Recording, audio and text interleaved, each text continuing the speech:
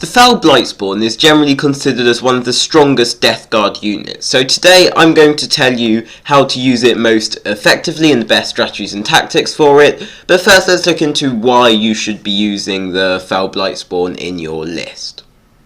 So the main reason you're going to be using the Foul Blightspawn is for its weapon, the Plague Sprayer, which is a 12-inch flamer, and it has D6 shots, so it automatically hits and is 12 inches. It's already fairly good, and you can also extend that to 18 inches, which with a stratagem, which I'll talk about later. But it's an assault D6, so you get D6 shots, which is very nice. Although the main part about it is the strength 7, AP 3 and damage 2, which is really nice because that high strength means it will easily wound against characters and infantry, but it's also going to be able to wound against heavier models and even tanks and stuff. With the AP, it's able to damage pretty much all sorts of units and always put them down to their invulnerable save or a low save if they don't have an invulnerable one. And the damage 2 means it's effective at killing infantry, but also can,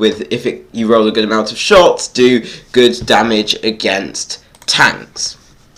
It's also useful in larger melee battles. This is kind of the secondary use to it, and if you see the ability, the putrefying sting, basically at the start of the fight phase, you can select an enemy within 3 inches of the Blightspawn, and that unit has to fight after everything else has fought. Now the reason this is useful is if you're going up against some heavy hitters in melee, you can get close to them and prevent them from attacking you, which is just super nice. Well, not necessarily prevent them, but you can eliminate them with your army that's in melee before they're able to do significant damage back to you.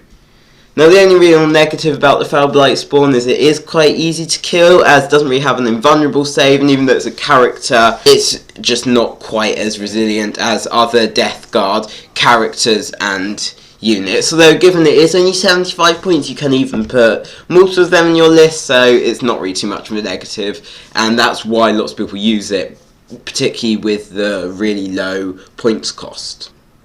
In terms of how to most effectively use the Foul Blightspawn and the best tactics, it's really crucial to keep the Foul Blightspawns alive until they get very close to the enemy, and the way you'll do this is usually move it with the bulk of your army, particularly infantry, so it can kind of hide amongst them and your enemy's not going to be able to shoot at it, because there's no point having the Foul Blightspawn just being eliminated the first couple of turns of the board before it can do something, because it doesn't really have any long range weapons, and you'll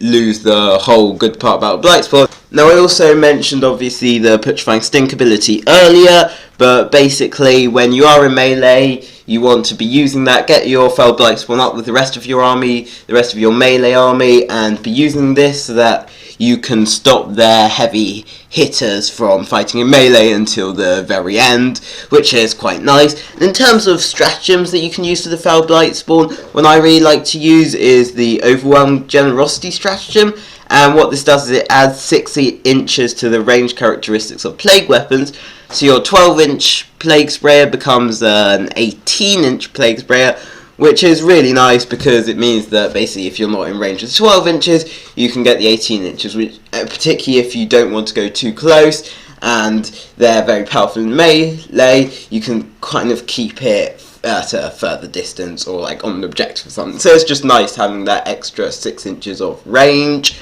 The other useful thing about the Foul Blightspawn is you can put on it the Revolting Stench relic, which is kind of an interesting one, and it's not too great, but if you want to, it's quite a nice addition because the Death Guard relics aren't too great in general. It's just an extra ability that kind of works with the putrefying stink to stop enemy units from fighting first, and it means that